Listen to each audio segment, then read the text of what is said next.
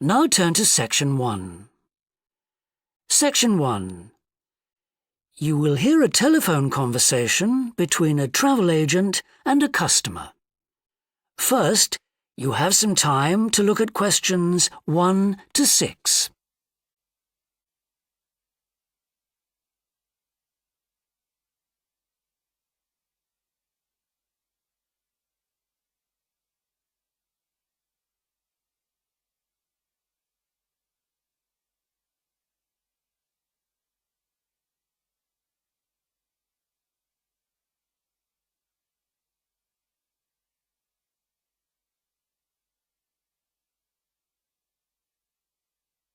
You will see that there is an example that has been done for you.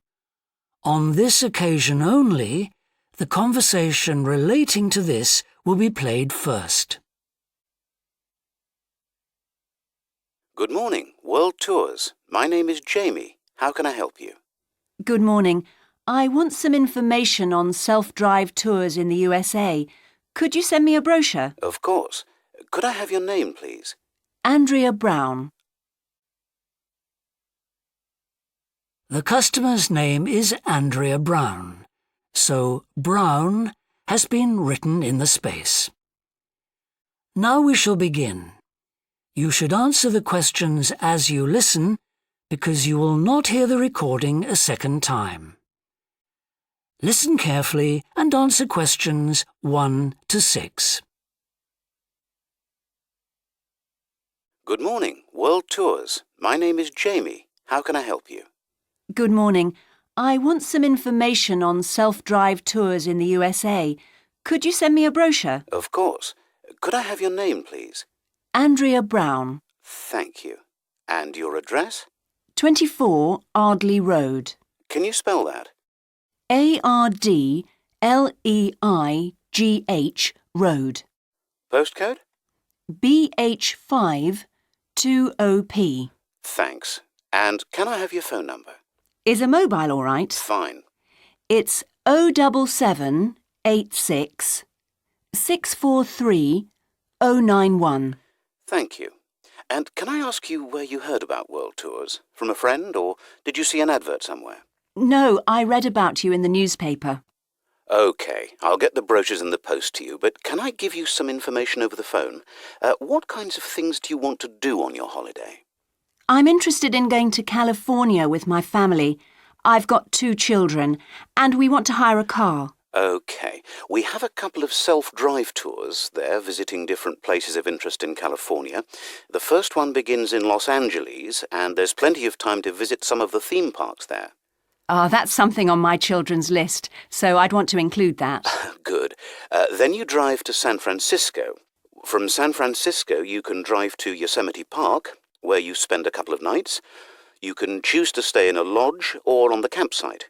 I don't like the idea of staying in a tent. It'd be too hot. Right. And the tour ends in Las Vegas. OK. The other trip we can arrange is slightly different. It starts in San Francisco, then you drive south to Cambria. Someone told me there's a really nice castle near Cambria. Will we go near that? Hearst Castle is on that road, so you could stop there. Good. I'd like to do that. Does this trip also go into the desert? No, it continues to Santa Monica, where most people like to stop and do some shopping. We have enough of that at home, so that doesn't interest us. OK.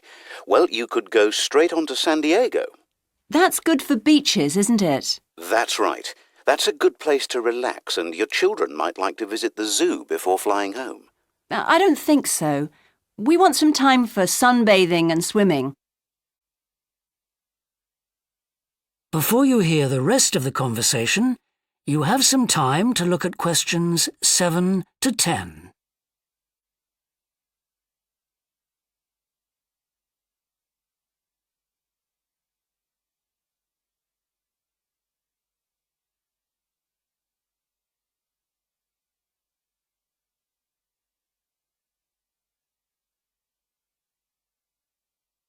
Now listen and answer questions 7 to 10. So, how many days are the trips and how much do they cost? The first one I told you about is a self-drive tour through California, which lasts 12 days and covers 2,020 kilometres. The shortest journey is 206 kilometres and the longest is 632 kilometres. The cost is £525 per person. That includes accommodation, car rental and a flight, but no meals. OK. And the other trip? That lasts 9 days, but you spend only 3 days on the road. You cover about 980 kilometres altogether. So is that cheaper then? Yes, it's almost £100 cheaper. It's £429 per person, which is a good deal. So that covers accommodation and car hire. What about flights? They aren't included, but these hotels offer dinner in the price. OK. Well, thank you very much. I'll be in touch when I've had a chance to look at the brochure. I'm pleased to help. Goodbye. Goodbye. That is the end of section 1. You now have half a minute to check your answers. Section 2. You will hear a fitness manager of a leisure club talking to some new members. First, you have some time to look at questions 11 and 12.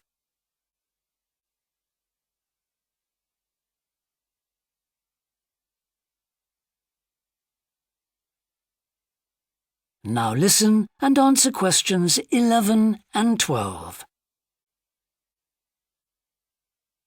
On behalf of LP Clubs, I'd like to welcome you all here today. My name's Sandy Fisher and I'm one of the fitness managers here. Before we start our tour of the club, I'll just run through some basic information about the facilities we have here, including recent improvements, and explain the types of membership available. Our greatest asset is probably our swimming pool, which at 25 metres isn't Olympic-sized, but now we've expanded it to 8 lanes, it's much wider. This means there are rarely more than a couple of people at a time in each lane. Unfortunately, there isn't space for an outdoor pool here, but the glass roof on the swimming pool is partly retractable, which means you can enjoy something of the open-air experience on warmer days. Our recently refurbished fitness suite has all the latest exercise equipment, including 10 new running machines and a wide range of weight training machines. Each member is given full training in how to operate the equipment, and there is always a trainer on duty to offer help and advice. Although we do have adult-only times after 6 and at certain times at weekends, children are well catered for. Older children continue to benefit from a wide range of tuition, anything from trampolining to yoga. Before you hear the rest of the talk, you have some time to look at questions 13 to 20.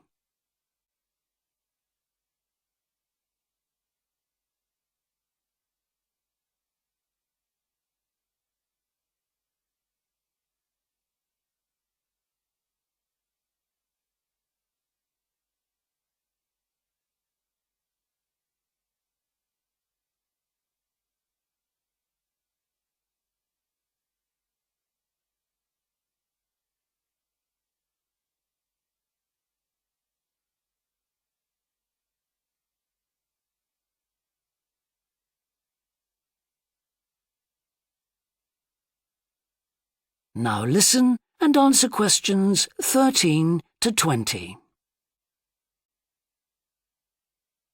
One thing all our members appreciate about us is that we take very good care of them. This starts on day 1 with your personal assessment. You are asked to fill in a questionnaire giving details of any health problems. One of our personal trainers will then go through this with you. The trainer will then take you through the safety rules for using the equipment in the fitness suite. During your next exercise session, a personal trainer will work with you to make sure you understand these. It's very important to do this because we really do want to avoid having any sports injuries. There's a lot more to looking after yourself than simply lifting weights. At the end of the personal assessment, the trainer will draw up a plan outlining what you should try to achieve within a 6-week period. This will then be reviewed at the end of the 6 weeks. Now, I'll just quickly run through the types of membership we have available. All members must pay a joining fee of £90 in addition to the rates for the monthly membership fees. Gold membership entitles you to free entry at all LP clubs. There are now LP clubs in all major cities and towns, so if you travel a lot, this will be a great advantage. Individual gold membership costs £50 a month, and joint membership for you and your partner will cost £75. Premier membership is for professional people whose work commitments make it difficult for them to use the club during the day, and so LP gives booking preferences to Premier members at peak times. This means you'll find it easier to book the sessions at times that suit you. Reciprocal arrangements with other LP clubs are available to Premier members. Premier membership is for individuals only, but you'll be sent passes for guests every month. The monthly fee is £65. You don't have to have any special clothes or equipment when you visit the club. We provide robes and hairdryers in the changing rooms, but it's very important to remember your photo card, because you won't be able to get in without it. For people who aren't working during the day, That is the end of section 2. You now have half a minute to check your answers.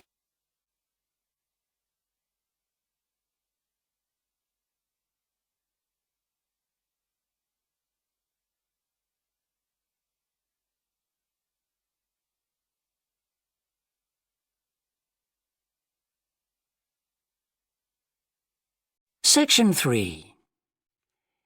You will hear a student called John talking to a professor about a design competition he is entering.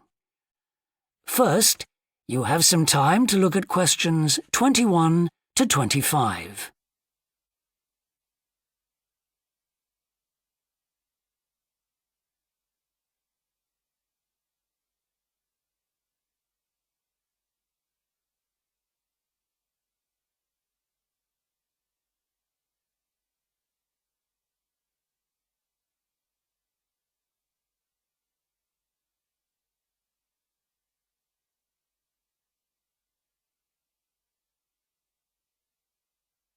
Now listen carefully and answer questions 21 to 25. Hello, Professor. I'm John Wishart. I'm working on my entry for the Global Design Competition. My tutor said you might be able to help me with it. Ah, yes, I got a copy of your drawings. Come in and tell me about it. What sort of competition is it? Well, it's an international design competition, and we have to come up with a new design for a typical domestic kitchen appliance. I see. And are there any special conditions? Does it have to save energy, for example? Actually, that was the focus in last year's competition. This year's different. We have to adopt an innovative approach to existing technology, using it in a way that hasn't been thought of before. I see. That sounds tricky. And what kitchen appliance have you chosen? Well, I decided to choose the dishwasher. Interesting. What made you choose that? Well, they're an everyday kitchen appliance in most Australian houses, but they're all pretty boring and almost identical to each other. I think some people will be prepared to pay a little extra for something that looks different. It's a nice idea. I see you've called your design the rock pool. Why is that?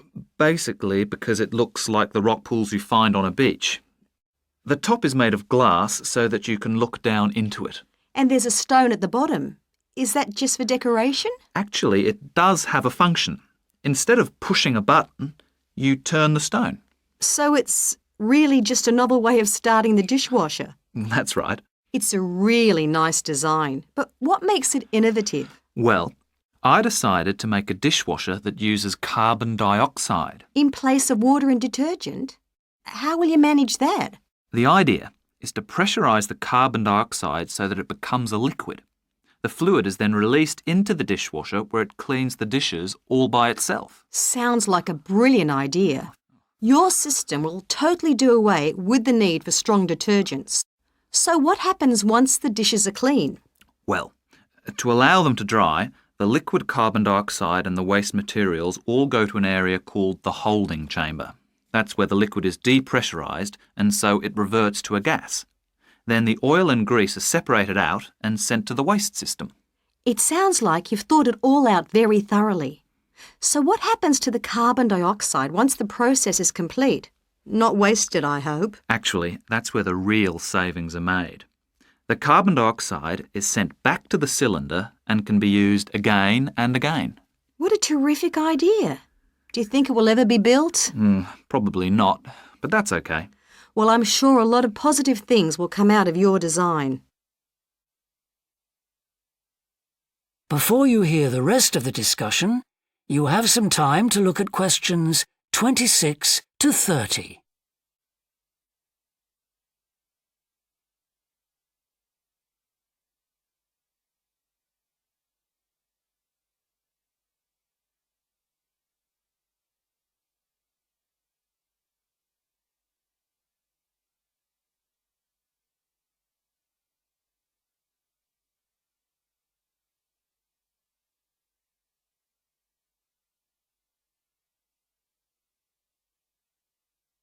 Now listen and answer questions 26 to 30.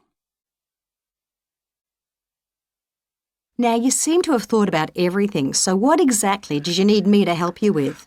Well, my design has made it to the final stage of the competition, and in a few months' time I have to give a presentation, and that's the part I was hoping you could help me with. Right, well, that should be easy enough. What have you managed to do so far? Well, I've got detailed drawings to show how it will work, and I've also written a 500-word paper on it. I see. Well, if you want to stand a good chance of winning, you really need a model of the machine. Yes, I thought I might, but I'm having a few problems. What's the main difficulty so far? Let me guess. Is it the materials? Yes. I want it to look professional, but everything that's top quality is also very expensive. Look, projects like this are very important to us. They really help lift our profile. So why don't you talk to the university about a grant? Oh, I can help you fill out the application forms if you like. well, that would be great. You'd better show me this paper you've written as well. For a global competition such as this, you need to make sure the technical details you've given are accurate and thorough. Oh, that would be a great help. Is there anything else I can do? Well, I'm really nervous. That is the end of section 3. You now have half a minute to check your answers.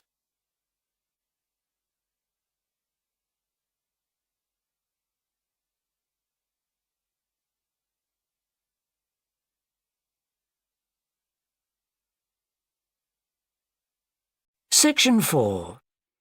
You will hear a university lecture about an endangered bear in British Columbia, Canada, known as the spirit bear.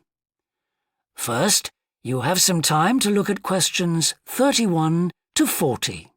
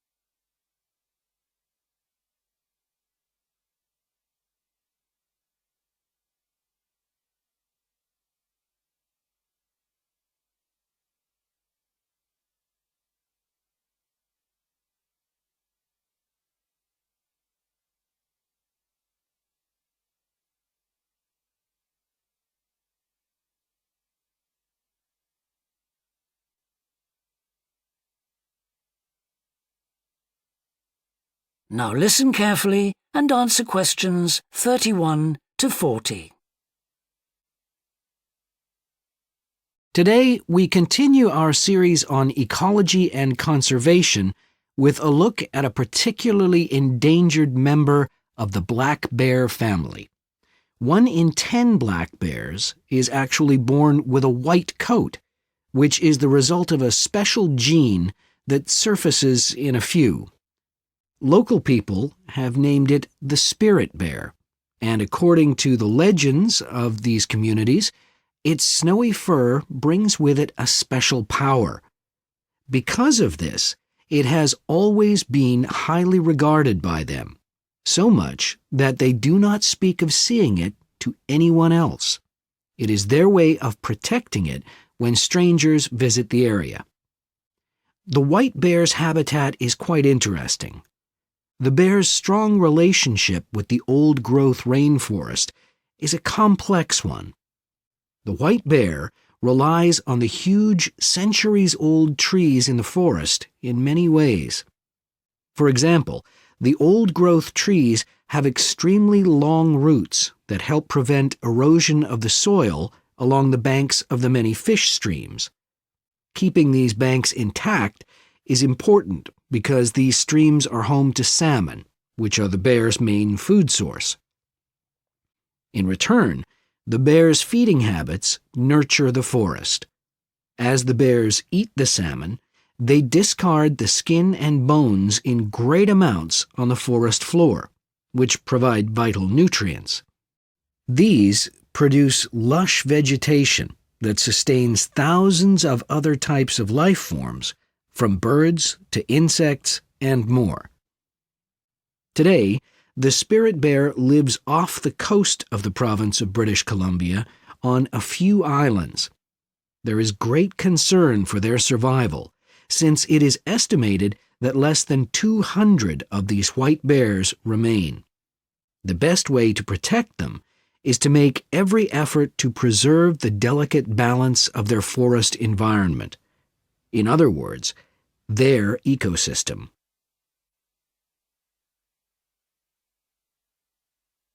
The greatest threat to the bear's existence is the loss of its habitat. Over many years, logging companies have stripped the land by cutting down a large number of trees.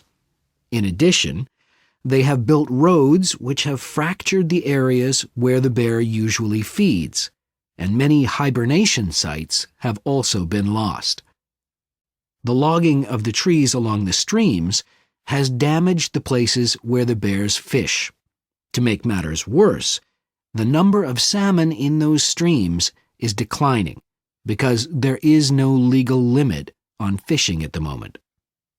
All these influences have a negative impact on the spirit bear's very existence, which is made all the more fragile by the fact that reproduction among these bears has always been disappointingly low.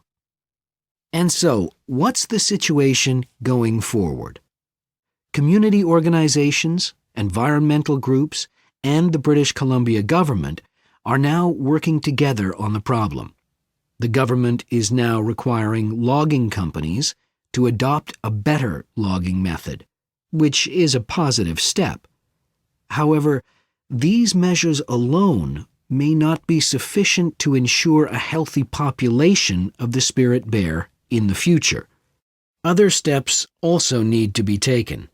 While it is important to maintain the spirit bear's habitat, there also needs to be more emphasis on its expansion. The move is justified as it will also create space for other bears that are losing their homes to damage.